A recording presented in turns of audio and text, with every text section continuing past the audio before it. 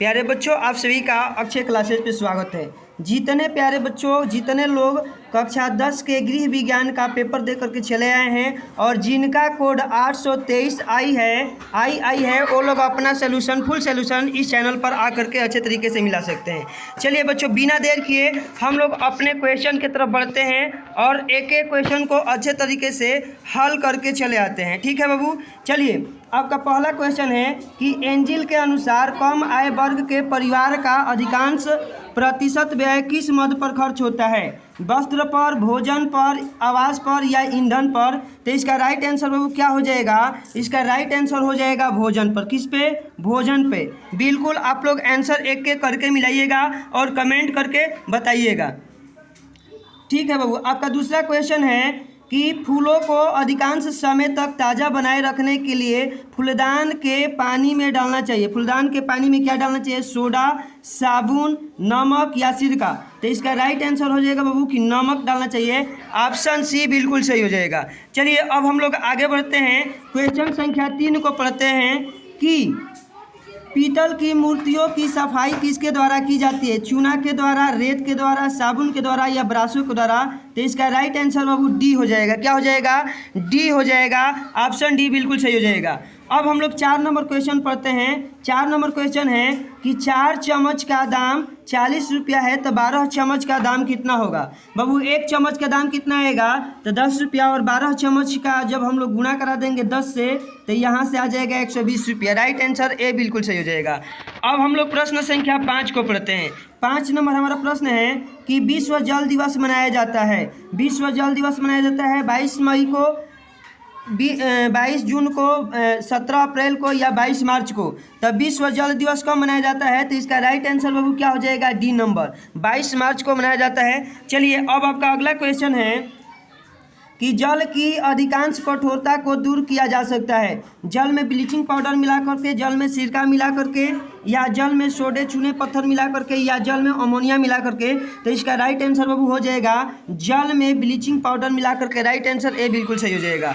अब हम लोग क्वेश्चन संख्या 7 को मिलाते हैं कि लाल दवा का वैज्ञानिक नाम क्या है? लाल दवा का वैज्ञानिक नाम क्या है बाबू? तो इसका राइट आंसर हो जाएगा पोटेशियम परमैंगनेट। राइट आंसर इसका बी बिल्कुल सही हो जाएगा। अब हम लोग आगे बढ़ते हैं, क्वेश्चन संख्या 8 को पढ़ते हैं कि निम्नलिखित में से कौन सा रोग अशुद्ध जल से नहीं फैलता है? हैजा, अतिसार, टाइफाइड या क्षय रोग? तो देखिए इसका राइट आंसर हो जाएगा टाइफाइड जो है ना, अशुद्ध जल के माध्यम से नहीं फैलता है। ऑप्शन सी बिल्कुल सही हो जाएगा। अब आपका क्वेश्चन संख्या 9 है कि वस्तुओं को जलने से कौन सी गैस बनती है? कार्बन डाइऑक्साइड, नाइट्रोजन, ऑक्सीजन या ओजोन? तो देखिए वस्तुओं के जलने से कौन सी गैस बनती है? कार्बन डाइऑक्साइड गैस बनती है। ए एकदम बिल्कुल सही हो जाएगा। अब हम लोग प्रश्न संख्या 10 पढ़ते हैं कि रीठे के घोल में कौन से वस्त्र धोए जाते हैं? रेशमी तथा सूती, ऊनी तथा लिनन, रेशमी तथा ऊनी, रेयान? तो देखिए इसका राइट आंसर बाबू हो जाएगा रेशमी तथा ऊनी वस्त्र। राइट आंसर सी बिल्कुल सही हो जाएगा। अब हम लोग पढ़ेंगे 11 नंबर कि शुष्क धुलाई में इस्तेमाल किया जाता है। तो शुष्क धुलाई में किसका इस्तेमाल किया जाता है? तो रासायनिक विलाय का इस्तेमाल किया जाता है। ऑप्शन बी बिल्कुल सही हो जाएगा। अब हम लोग क्वेश्चन नंबर पढ़ेंगे 12 क्या है कि कच्चे रंग के कपड़े धोते समय पानी में मिलाया जाता है? सिरका, नींबू का रस, अमोनिया या रानी फल? तो देखिए बाबू इसका राइट आंसर क्या हो जाएगा? इसका राइट आंसर हो जाएगा सिरका। ठीक है, ऑप्शन ए बिल्कुल सही हो जाएगा। अब हम लोग क्वेश्चन संख्या 13 को पढ़ते हैं। 13 है कि विटामिन ए का उत्तम स्रोत क्या है? दाल, दूध, सब्जियां या इनमें से सभी? तो देखिए विटामिन ए का उत्तम स्रोत क्या है? तो विटामिन ए का उत्तम स्रोत दूध है इसमें से। चलिए बाबू अब अगला क्वेश्चन 14 है कि मक्खन को गर्म करने से किसकी हानि होती है? विटामिन बी की, विटामिन ए की, विटामिन के या प्रोटीन की? तो इसका राइट आंसर हो जाएगा कि विटामिन ए की जो है ना हानि होती है। ऑप्शन बी बिल्कुल सही हो जाएगा। अब प्रश्न संख्या 15 पढ़ते हैं।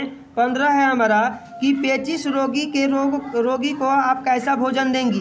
तो केवल फल, केवल दूध, दही, चावल या रोटी सब्जी? तो इसका राइट आंसर हो जाएगा दही एवं चावल। ऑप्शन सी बिल्कुल सही हो जाएगा।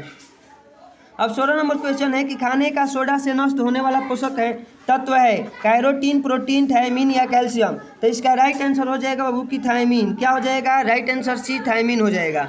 अब हम लोग क्वेश्चन संख्या 17 पढ़ते हैं कि कौन से अस्थिभंजन में खपचियों का प्रयोग किया जाता है? तो इसका राइट आंसर हो जाएगा बाबू कि टांग की अस्थिभंजन में खपचियों का प्रयोग किया जाता है। चलिए अब 17 नंबर क्वेश्चन है कि मूर्छित अवस्था में घायल को स्थानांतरित करने की विधि है? हस्तासन, सहारा देकर, कंधे पर लाद कर या इनमें से सभी? तो इसका राइट आंसर हो जाएगा कि कंधे पर लाद करके। कंधे पर लाद करके ऑप्शन सी बिल्कुल सही हो जाएगा।